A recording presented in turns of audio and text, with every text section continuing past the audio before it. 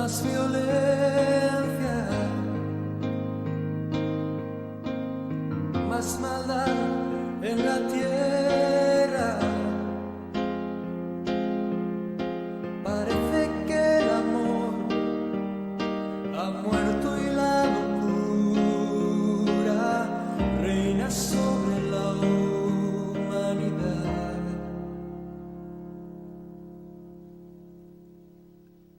Jóvenes acabados,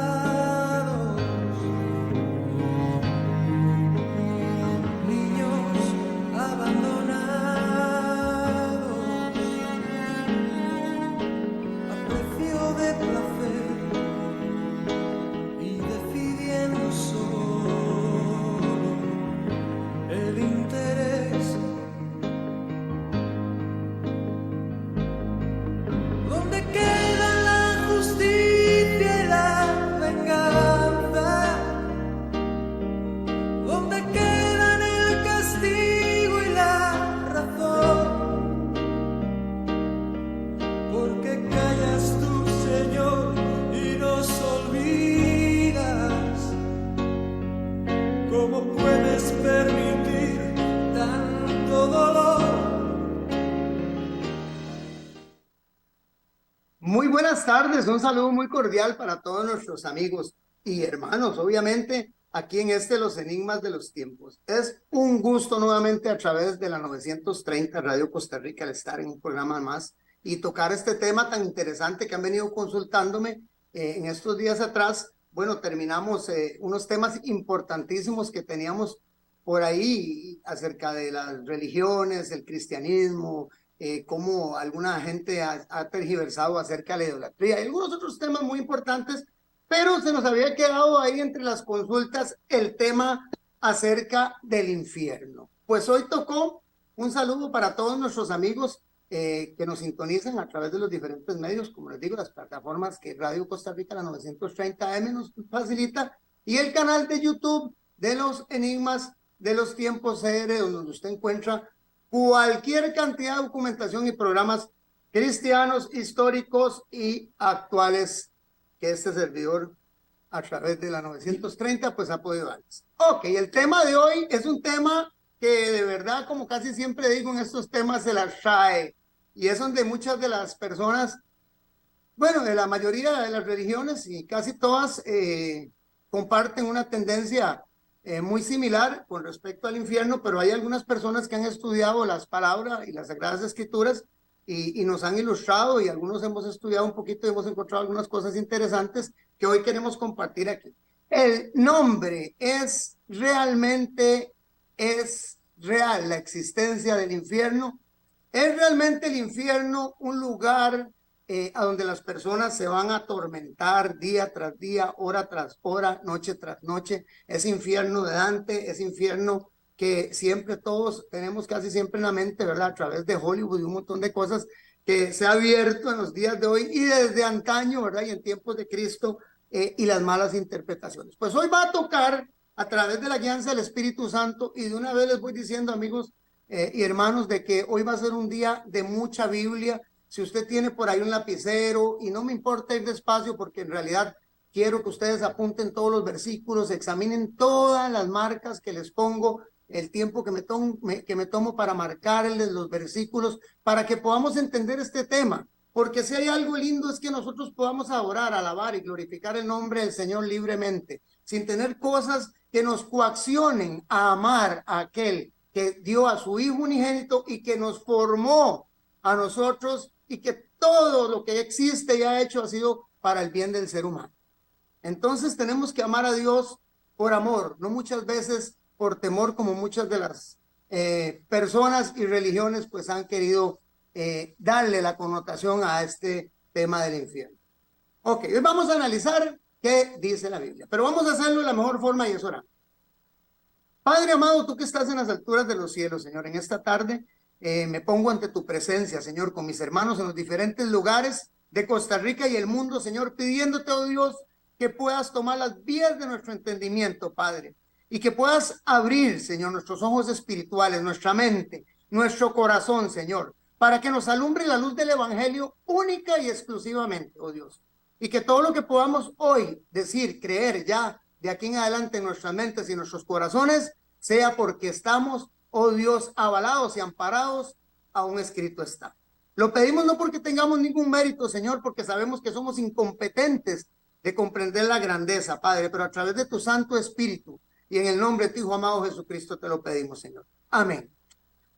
Bueno, es real el infierno. Voy a basarme en dos versículos muy importantes que la gente utiliza para eso. ¿Por qué digo importantes? Porque no hay nada en la Biblia, ni una tilde, ni una coma que no sea importante. Y hay personas que dicen, no, esos versículos están tergiversados, esos versículos están mal aplicados. No, esos versículos están ahí para que usted y yo aprendamos de ellos. Lo que pasa es que una cosa es leer la Biblia y otra cosa es escudriñarle. El primero de los versículos se encuentra en Marcos 9:43 y nos dice lo siguiente: si tu mano te fuera ocasión de caer, lo dijo Jesucristo, córtala. Mejor te es entrar en la vida manco que teniendo dos manos ir al infierno, al fuego que no puede ser apagado, donde el gusano de ellos no muere y el fuego nunca se apaga.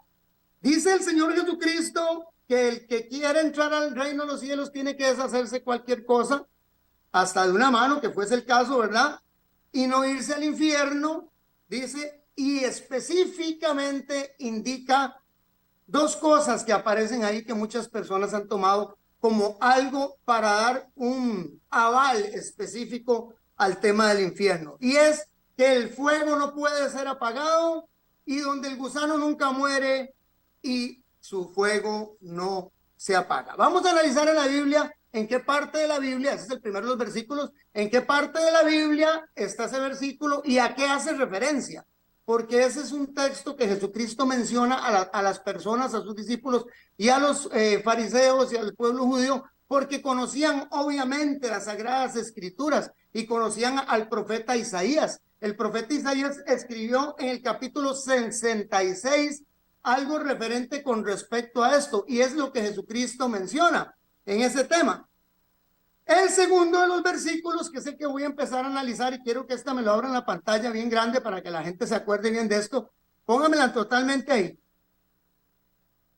Y dice lo siguiente en Lucas 16:19.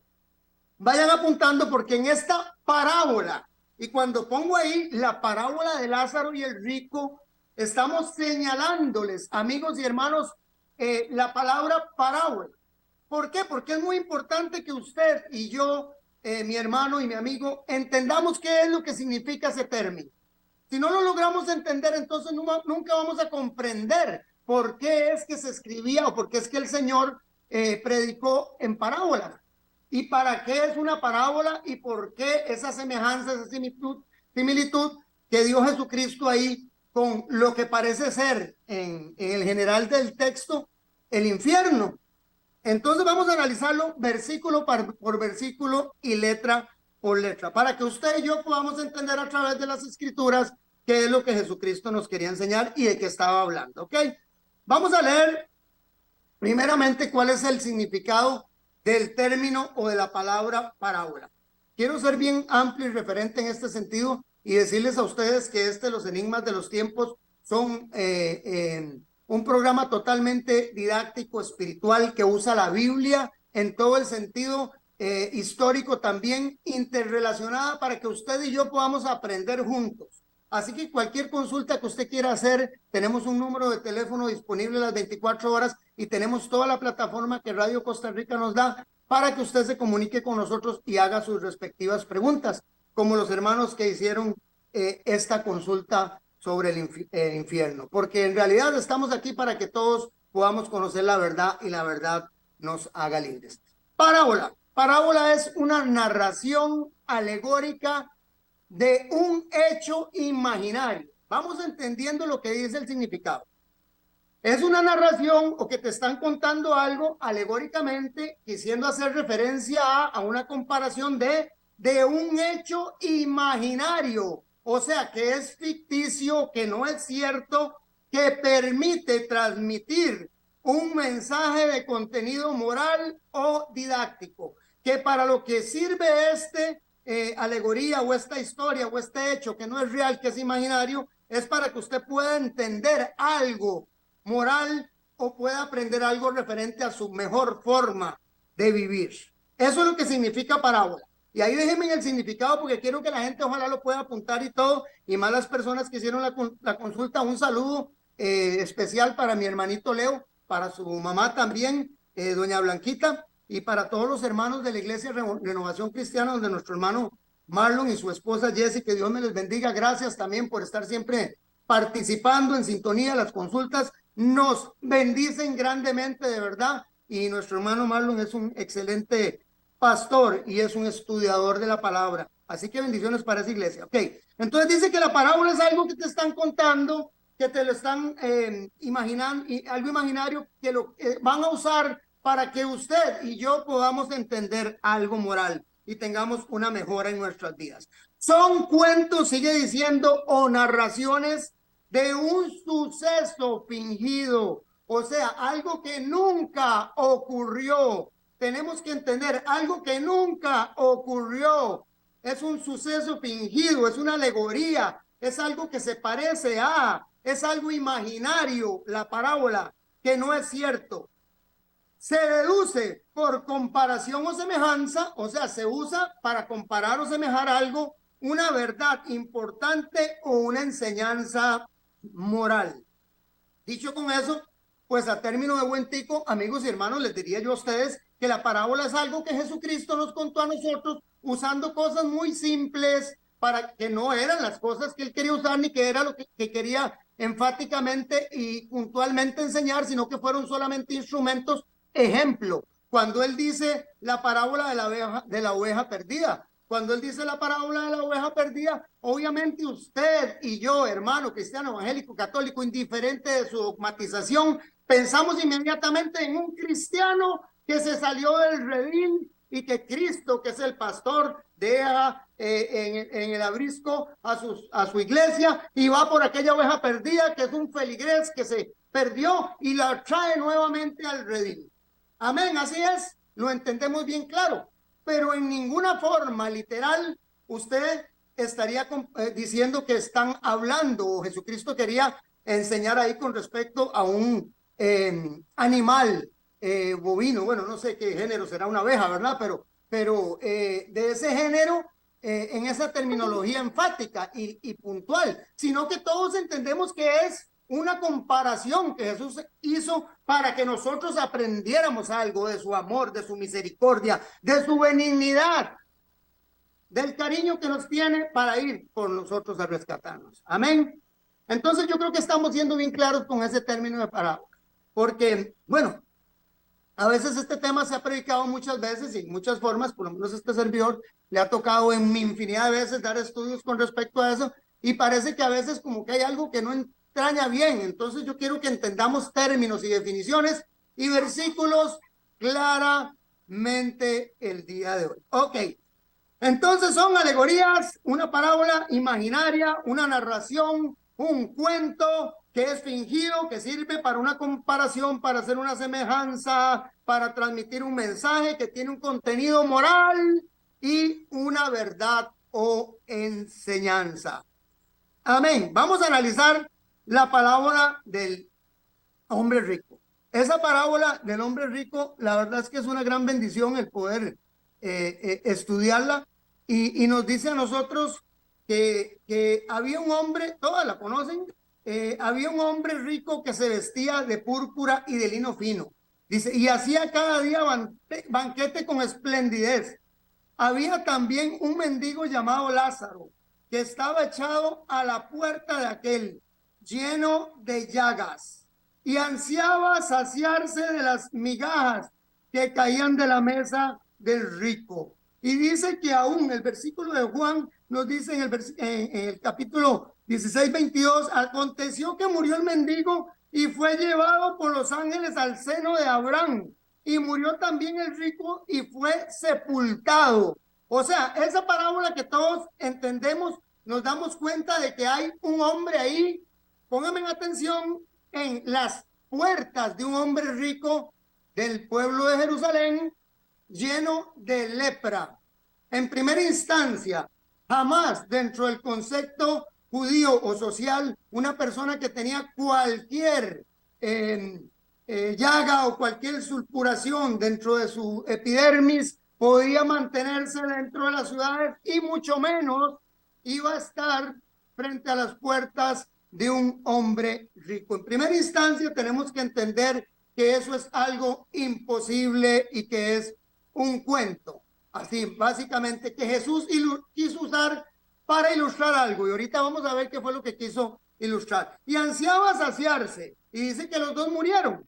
Ok, hasta ahí creo que todos estamos de acuerdo. Vemos la primera cosa que no va de acuerdo ni a las prácticas ni a la tradición. De hecho, esas personas tenían ciudades fuera a más de 1 kilómetro, fuera de las ciudades, tenían que ser porque se tenían que mantener en un tiempo en el que prudencialmente se veía si se sanaba o no se sanaba. Y si después de ese tiempo prudencial, que si no me acuerdo mal lo que dicen del Deuteronomio y en algunos de los otros libros del Antiguo Testamento, que fueron los que rigieron esas leyes hasta los tiempos de Cristo en el que estamos hablando, porque el libro de Juan obviamente se escribió también en tiempos de Cristo, Juan capítulo 11, perdón, y nos dice eso, de que este hombre muere y que estaba el leproso en sus puertas, que era una USA imposible.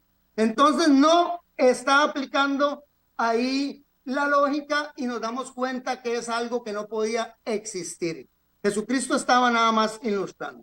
Dice el 23, y en el Hades, el infierno, Seol, Abadón, ahorita vamos a ver las traducciones, dice que alzó sus ojos estando en tormentos, oigan los términos, y lejos vio a Abraham y a Lázaro en su seno. Entonces él, dando voces, dijo, Padre Abraham, ten misericordia de mí y envía a Lázaro para que me moje la punta de un dedo. Vamos a analizarlo hasta ahí. Nos dice que está en el Hades. Ahorita vamos a ver la definición de Hades. Dice que ve al padre Abraham. Ahorita vamos a ver por qué es que Jesús en esta parábola ficticia o en este cuento ficticio les dice o les menciona a los judíos y a los fariseos al padre Abraham, y por qué habla del Hades, del Tártaro, del sepulcro o del Seol, que son lo mismo. Ahorita lo vamos a ver. Y hace una comparación muy burda. Vean qué interesante. Dice que venga al infierno donde está en llamas, que moje la punta de su dedo en agua, solo la punta de su dedo, y que la lleve a la punta de su lengua. O sea, no era algo ni siquiera lógico, sino que era simplemente una ilustración. Dice, y refresque mi lengua porque estoy atormentado en esta llama. Pero Abraham le dijo, hijo, acuérdate que recibiste tus bienes en tu vida y que Lázaro también males, pero ahora este es consolado aquí y tú atormentado. Eso que les marco en verde, amigos y hermanos, es precisamente la enseñanza que Jesús quería darle a los judíos de su tiempo. Y era que ellos tenían que hacer tesoros, y lo digo en varias oportunidades. Ahorita vamos a ver algunos versículos referentes del Nuevo Testamento, donde nos indica exactamente que tenemos que hacer siembra en forma espiritual para nuestro espíritu y no para nuestra carne. Eso es lo que en esa alegoría, en esa metáfora, en esa ilustración ficticia que se llama parábola, Jesucristo quiso dar exponiendo el tema del infierno, que tenemos que entender. Bueno, si ustedes tal vez no conocen cómo es que estaba fundamentado en ese tiempo la sociedad de Cristo, yo le invito para que usted busque cualquiera de nuestros programas que están aquí en los Enigmas de los Tiempos, y gracias al excelente servicio de nuestros compañeros en Control Master, ahí ustedes tienen todos los programas en donde se explica claramente cómo el Imperio Romano en tiempos de Jesucristo tenía ya dentro de la mente del pueblo que había sido en algún momento puro de Dios, dogmatizaciones, prácticas y conciencia grecorromana, que pensaban en esto de un infierno eterno y un infierno dantesco. Ok, bueno, seguimos analizando los versículos y nos dice lo siguiente en el 27. Entonces le dijo, te ruego, pues, Padre, que le envíes a mi casa.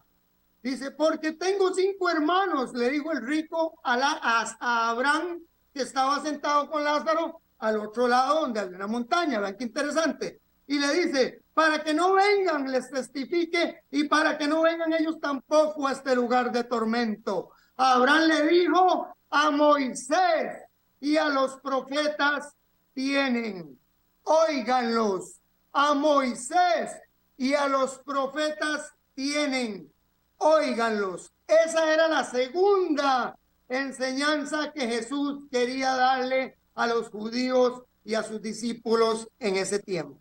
Y era que tenían que estudiar las sagradas escrituras y estar atentos a todos los pronósticos, a todas las señales proféticas que se estaban dando, tanto en tiempo de Cristo, que marcó un antes y un después en todo el sentido amplio de las palabras para todos los que profesamos una fe cristiana, obviamente tanto en cultura, tanto en escritura y tanto en términos de salvación, porque se abrió la gracia para todos los que éramos gentiles. Bueno, hay un antes y un después de Cristo en todos los términos, hasta históricos y en términos de calendarios, ¿verdad?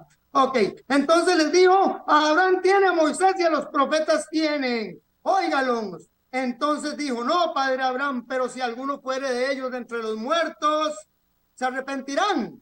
Mas Abraham le dijo, si no oyen a Moisés y a los profetas, tampoco se persuadirán, aunque algunos se levanten de entre los muertos.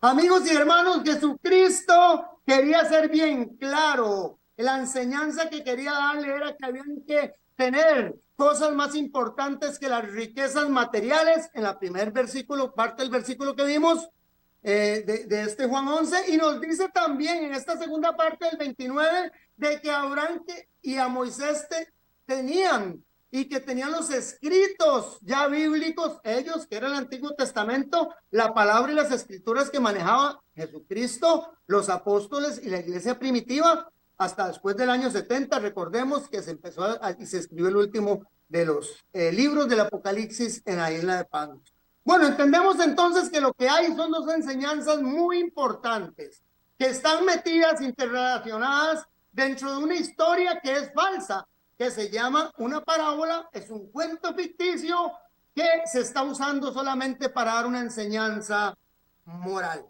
Ok, vamos a seguir analizando algo. Palabra infierno.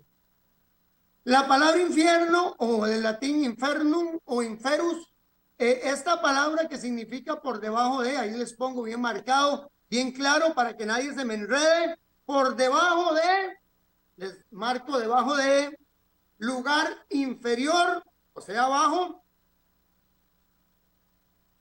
lugar subterráneo, obviamente debajo de la tierra, están relacionados con el término inferus, y infernum.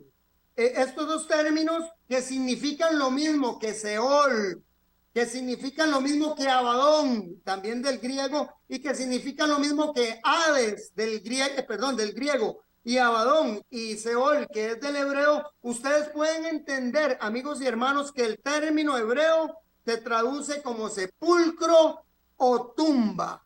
Este mismo término siempre cuando se hace una traducción ya del Antiguo Testamento, que era en arameo, y del Nuevo Testamento, del griego, se hace una traducción, se agarran todos estos símiles, todas estas palabras que son anexas a la traducción original y se empieza a traducir con el término infierno. Si algunos de ustedes tienen algunas versiones, por lo menos antiguas, la quincuagésima o tienen la Qumran o tienen algunas de esas, pueden buscar esas definiciones y los versículos y ustedes se van a dar cuenta que tienen otros significados y todos los significados paralelos, amigos y hermanos, deducen que se está hablando del sepulcro.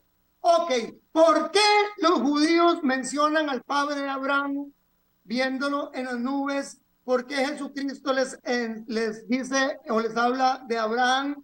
Hay que entender que Jesús, como un especialista, evangelista, el mayor que ha habido, existirá, el que trajo el mayor mensaje, influencer hasta nuestros tiempos 2023 y que ha transformado la vida de millones y que llevará la salvación a todo aquel que en él cree, amigos y hermanos, nos enseña esto. Dice que al padre Abraham lo veían ellos, amigos, los judíos, porque de parte de Abraham nació ese pueblo de la promesa, de donde vino Jesucristo. Entonces, para el judío era muy importante mencionar al padre de la fe de ellos, porque de ahí nació Jesucristo, o de ahí, en tal caso, que los judíos no conocían que era Jesús, porque muchos no lo conocieron, ni lo recibieron como Mesías, lo vieron únicamente como un profeta y como otro más ahí, pero sí muchos se convirtieron, obviamente, y de hecho hasta el día de hoy el montón de judíos mesiánicos que en algunas oportunidades los hemos hablado, pero Cristo trajo eso, pero Cristo nació de la descendencia de Abraham, que es el primero de los tres patriarcas, amigos y hermanos del judaísmo.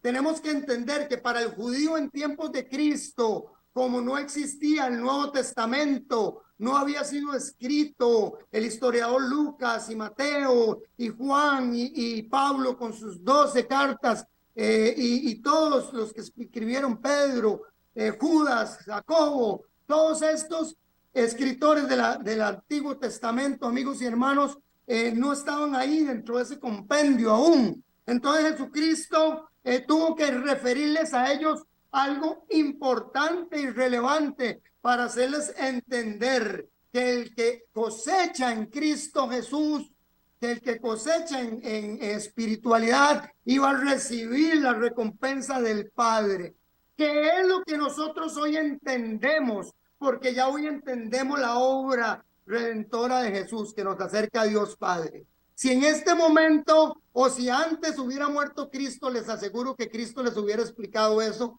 a través de él y Dios. No hubiese sido a través del Padre físico que tuvieron el pueblo judío. Tenemos que entender que él lo hizo para que ellos pudieran entender esos términos, como que el que da la bendición a aquel que invierte en el reino de los cielos es el Padre Celestial, el mayor que es para usted, el que tiene el mayor poder, el que reina y centra en su corazón, en su mente, y por el cual usted profesa la religión y el credo que usted tiene. Por eso Jesús escribió, bueno, por eso Jesús habló acerca de Abraham y por eso se escribió la Biblia acerca de Abraham, porque fue el primero de los tres patriarcas del judaísmo y su historia es contada, amigos, como les pongo ahí, en todos los textos sagrados de las religiones abrámicas y como les escribo, no es solamente en el cristianismo, el judaísmo, el cristianismo y en el islam, en las tres religiones más grandes del mundo y las que tienen más de las 2/3 partes de la población que existe en el mundo dentro de su dogmatización. O sea, tenemos que entender que el hombre era alguien relevante. Entonces Jesús lo utilizó como una cartulina para poder ilustrarle la importancia de invertir en ese reino.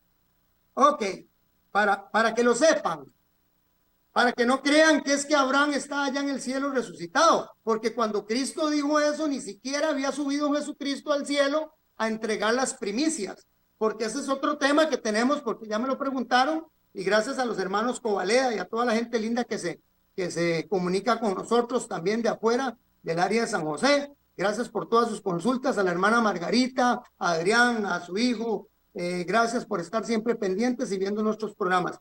De verdad que si fuese así, Abraham hubiera sido de las primicias, Cristo no hubiera hablado de que él estaba en el reino de los cielos. Porque vamos a ver qué pasó a Abraham y vamos a ver qué dice la Biblia de todos los santos que murieron en Cristo Jesús, en dónde están. Porque esto no es que lo estamos inventando, sino que la Biblia tiene versículos en donde le dice a usted dónde está cada persona. No le dice si está le dice si está en el cielo, si está en el infierno, o le dice si está durmiendo en la tierra. Entonces tenemos que entender que lo que estamos estudiando hoy día es para que a usted, amigo y hermano, y nuestros hermanitos de las consultas, entiendan de que de verdad usted debe amar a Dios, no por temor, no por miedo, o digámoslo no por miedo, más bien por un temor reverente y un respeto. Por la fe. Hebreos capítulo 11:11.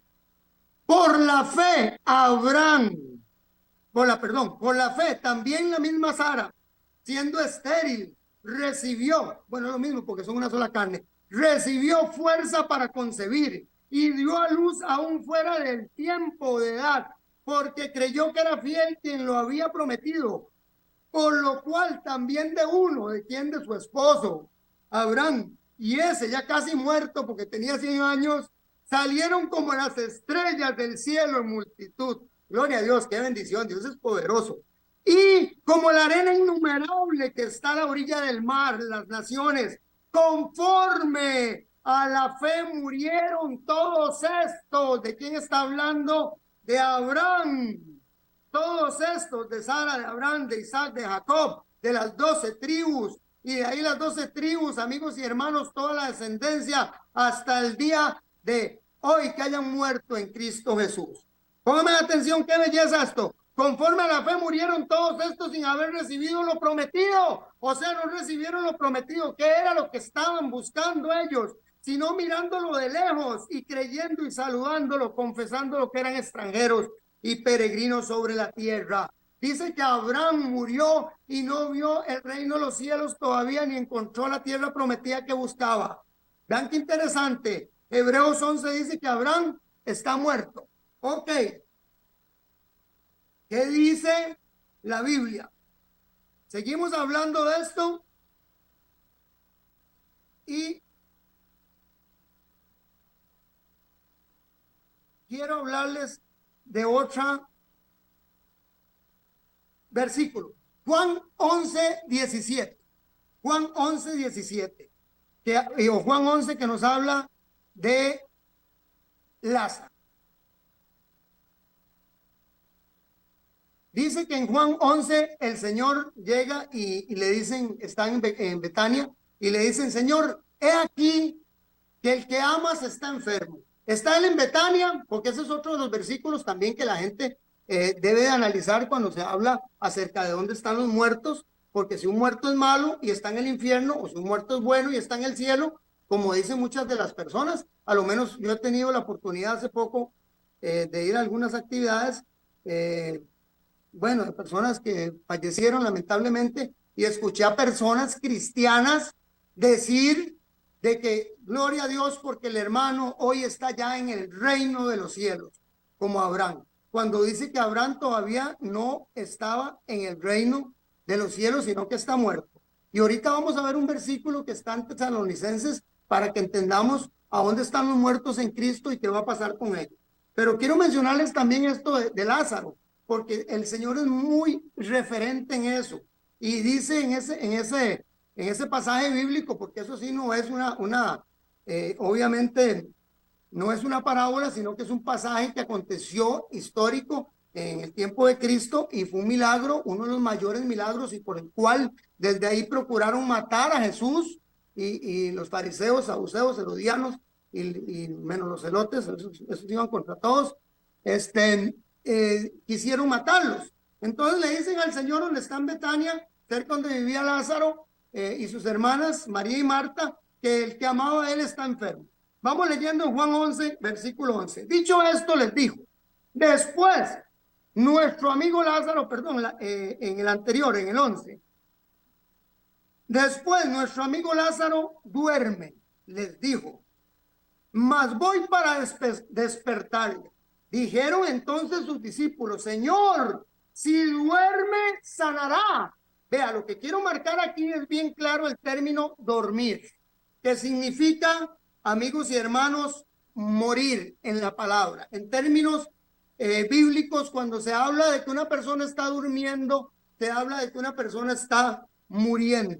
Porque para usted entender qué hay después de la muerte o de la vida que sigue la muerte, tiene que entender qué pasa con ese estado, ese lapsus que usted va a tener ahí entre que desapareció su vida física, ¿verdad? Biológica y empieza algo, porque creo que todos tenemos una esperanza de vida eterna, los cristianos, y bueno, en algunas otras culturas, pues obviamente tienen otros pensamientos, ¿verdad? Y reencarnaciones y algunas otras cosas ahí, nirvanas extraños, y ya los hemos visto en todos los programas que tenemos aquí, en los enigmas de los tiempos, y puede buscarlos, pero nosotros creemos en una vida eterna. Pero ¿qué pasa en ese lapso en el que yo me morí y ya tiene que venir algo para mí? Porque está escrito, dice la palabra, de que todos vivamos y muramos y que después de esto hay que un juicio. Ahora hay un juicio investigador, es otro tema que se da a las personas que están ya muertas, y hay otro juicio investigador que se da a las personas que estén vivas cuando venga Jesucristo. Pero las que ya están muertas, vamos a ver qué pasa. Ok, entonces nos dice en Juan 11 lo siguiente: dicho esto, les dijo Jesús, nuestro amigo Lázaro duerme, mas voy a despertarle. Dijeron entonces sus discípulos: Señor, si duerme sanará. Pero Jesús decía esto de la muerte de Lázaro, y ellos pensaron que hablaba del reposar. Juan 11:17, Jesús, la resurrección y la vida. Vino pues, 11:17, vino pues Jesús y halló que yacía ya 4 días. Lázaro estaba en el sepulcro. ¿A dónde estaba Lázaro? Perdón, que se los marqué ahí. Hace 4 días Lázaro estaba en el reino de los cielos. O Lázaro estaba haciendo fila para entrar, que San Pedro le diera la entrada al reino de los cielos. ¿De dónde sacan eso? No sé, porque San Pedro ni se había muerto. ¿Me entienden? Entonces vean, Lázaro estaba en el sepulcro. Betania estaba cerca de Jerusalén, como a 15 estadios, y muchos de los judíos habían venido a María, a Marta y a María para consolarlas por su hermano. O sea, Jesús estaba a 3 kilómetros, amigos y hermanos, que son 15 estadios, pero el hombre se queda algunos días, seguimos viendo ahí. Jesús se queda 4 días más, ¿verdad? Y se hace ahí como el lento, y antes de salir les dice a los discípulos: voy a despertar a ese hombre. Todo el mundo cree que está durmiendo, pero cuando vienen de camino, en el Juan 11:20, Marta se acerca a él cuando oyó que Jesús venía y salió a encontrarle, pero María se quedó en casa, y Marta dijo a Jesús: Señor, si hubieses estado aquí, mi hermano no habría muerto. Mas también sé ahora, póngale a esto una firma, que todo lo que pidas a Dios, Dios te lo dará. Póngale a esto un sello. Jesús le dijo: tu hermano resucitará. Marta le contesta y dice: yo sé que resucitará en el día de la resurrección, en el día postrero. Marta, Jesús, sus discípulos y todos los de la iglesia primitiva pensaban y creían que cuando venía Cristo en el día postrero iba a resucitar a los muertos, porque era una enseñanza que el mismo Jesús les dio. El término de postrer, quiero que ustedes lo analicen. El término de día postrer bíblicamente, amigos y hermanos, vean, es importante entender esto. Se encuentra en la Biblia y se refiere a los últimos días. Cuando Marta y cuando le dice a Jesús le dice que lo va a resucitar, ella entiende que Jesús está hablando de su próxima venida en gloria. Porque Jesucristo lo dijo bien claro y advirtió a sus discípulos, y principalmente a las mujeres que eran tan fieles, y creo que hasta el día de hoy son más fieles que nosotros los hombres, y que estaban ahí, porque el mayor de los ministerios de Cristo, que ha sido el mundial, fue y ha sido casi siempre sostenido por las mujeres. En tiempos de Cristo, estas mujeres eran fieles, amigos, y le dice a él: sí, claro, yo sé que cuando tú vuelvas en gloria, en el día postrer, va a ser resucitado. ¿Qué significa día postrer? Dice que es los últimos días de la historia humana que culminarán con la segunda o la venida de Jesucristo. ¿A dónde encuentra usted eso, hermano? ¿Cómo a usted se le ocurre inventar esas tonteras que está diciendo? ¿Pero de dónde sacó usted eso? Bueno, vamos a leer 1 Tesalonicenses capítulo 4. Y quiero que apunten. 1 Tesalonicenses capítulo 4, y en el versículo 13 empieza a decirnos a nosotros los creyentes. Y Pablo es enfático. Y Pablo creyó que él iba a ver otra vez a Cristo bajar. Como tuvo la posibilidad, Pablo, después de años de que Cristo se había ascendido a los cielos, se le apareciera en una visión, él dijo: sí, yo lo voy a ver, aleluya, claro que sí. Y muchos de los hermanos de la iglesia primitiva y muchos de los que han muerto en todos estos siglos antes de este tiempo, el fin de la iglesia de la Odisea, en el que usted y yo estamos viendo el cumplimiento exacto de todas las profecías, padre, madre, amigos y hermanos, que han muerto nuestros en el sendero y con la espada en la mano, en la brecha, predicando el evangelio, conocidos, hemos estado siempre con este afán y con esta esperanza de la pronta venida de Cristo. Y vea lo que me dice la Biblia, mi hermano. ¿Cómo yo puedo creer que hay personas en el cielo o que hay personas en el infierno, como la gente predica? Porque estoy hablando ahorita de los que están muriendo en general, pero estoy dando algunos ejemplos de los que, debiendo ser buenos, deberían de estar en el cielo, ¿verdad? Porque el próximo tema, va a ver usted qué tema, ahorita se lo anuncio. Dice 1 Tesalonicenses capítulo 4 versículo 13 lo siguiente: tampoco queremos, hermanos, que ignoréis acerca de los que duermen. ¿Qué vimos que era dormir? Con el ejemplo que vimos de Jesús hablando de Lázaro, vimos que dormir era de los que están muertos. Tampoco queremos, hermanos, que ignoréis acerca de los que están muertos o de los que duermen, para que no os entristezcáis como los otros que no tienen esperanza. Porque si creemos que Jesús murió y resucitó, así también traerá Dios con Jesús a los que durmieron en él. ¿Con quién va a traer Dios a todos los que murieron en Cristo Jesús y los que aceptaron el mensaje? ¿A quién? A todos aquellos que vengan con Cristo. El día que Cristo esté en las nubes, mande a sus ángeles que recojan la mies y suba con ellos al reino de los cielos por 1000 años. Traerá Dios con Jesús a los que durmieron en él. Por lo cual os decimos esto en palabra del Señor. Vea cómo va a ser que nosotros que vivimos, según Pablo iba a vivir, que habremos quedado hasta la venida del Señor, no precederemos, o sea, no nos iremos adelante de los que durmieron, o sea, de los que murieron. Primero van a ser transformados los muertos, vean, porque el Señor mismo, con voz de mando, con voz de arcángel y con trompeta de Dios, descenderá del cielo, y los muertos en Cristo resucitarán primero. Luego nosotros, los que vivimos, los que hayamos quedado, seremos arrebatados juntamente con ellos en las nubes para recibir al Señor en el aire, y así estaremos siempre, vida eterna, aleluya, con el Señor. Por tanto, alentados los unos a los otros con estas palabras. O sea, que los que murieron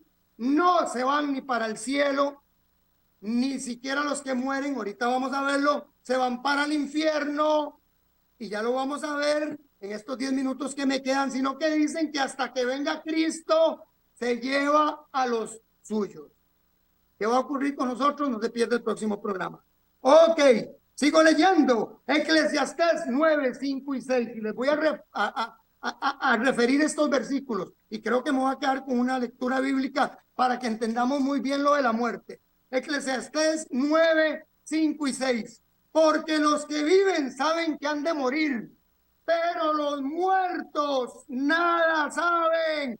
¿Qué saben los muertos? Nada. Entonces, ¿cómo me va a decir usted que hay un hombre torturándose, martirizándose de recuerdos de cosas, si no saben nada, ni tienen paga? ¿De qué? De nada. Porque su memoria está puesta en el olvido. También su amor, su odio, su envidia fenecieron con ellos ya, y nunca más tendrán parte en lo que se hace bajo el sol. No odian, no aman, no tienen envidia, no tienen nada, no saben nada. Los muertos están sin saber absolutamente nada.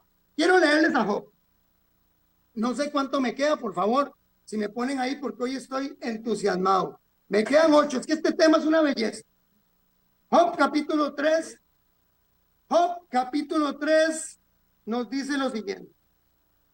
Está Job ahí todo conmiserado, diciendo, ¡ay, todo lo que me ha pasado! No era para menos la prueba y el simbolismo que eso representa. Un día esto vamos a estudiarlo. ¿Qué simbolismo tiene Job como el representante ante el concilio celestial? Y fue el ejemplo de todos los hijos de Dios, de todos los mundos que estaban presentes ahí, que se llamaron hijos de Dios, porque a ningún ángel, tienen que entender, dice Hebreos capítulo 1, se le llamó jamás hijo o mi hijo eres tú.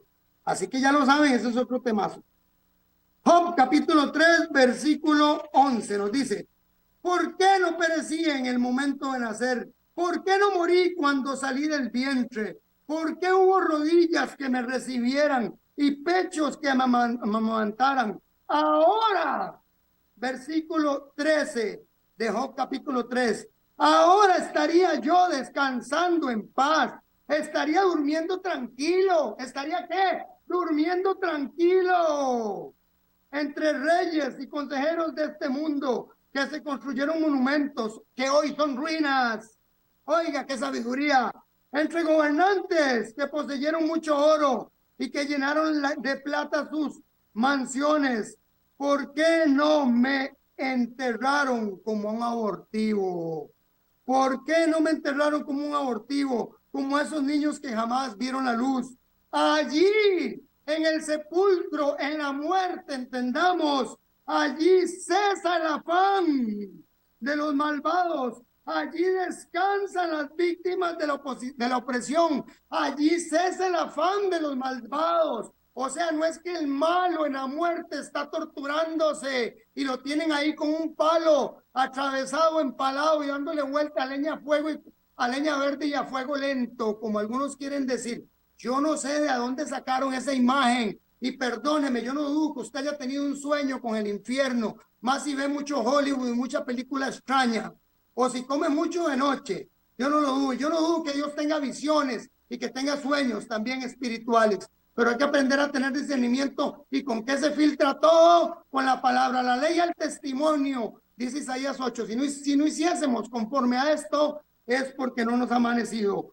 Allí cesa el afán de los malvados, allí descansan las víctimas de la opresión. También los cautivos disfrutan de reposo, pues ya no escuchan los gritos del capataz. Allí el pequeño se codea con el grande y el esclavo con el libre. Amigos y hermanos, en la muerte no hay nada más. Después de ahí, sí va a haber una recompensa de vida eterna y de destrucción eterna, pero eso es lo que vamos a analizar. Ok, termino, creo que por aquí, no sé cuánto tiempo me queda. No se pierda, vamos a tocar las últimas pinceladas de este asunto de Juan 11:32 de Lázaro, y vamos a ver también lo que nos dice la palabra explicar también el versículo la próxima semana de lo que nos dice la palabra con respecto a lo que es el infierno, pero también quiero la otra semana que entendamos algo. Y póngame la última imagen de las presentaciones para terminar con esto. Vamos a explicar la próxima semana, además de estos punticos que se nos quedaron ahí claros, vamos a explicar qué son el lago de fuego y la segunda muerte en la Biblia. Porque, amigo y hermano, usted no puede entender, ya vimos que los muertos en Cristo son llevados al cielo por 1000 años, el tema de los muertos en Cristo. Pero la otra semana vamos a ver lo que le ocurre y acontece a los que mueren sin Cristo. Porque dice que estos que fueron escogidos, voy a adelantarles algo en Apocalipsis, que son llevados, tienen la bendición de no ver la segunda muerte. O sea que además de la muerte física, hay otra segunda muerte que tenemos que entender. Y está bien clara, escrita y referida en el contexto bíblico. Así que, hermano, le invito para que usted la próxima semana venga a los enigmas de los tiempos y que nos busque también en nuestras plataformas de YouTube y que siempre esté sintonizando y conectado a la 930 Radio Costa Rica. Que Dios me les bendiga.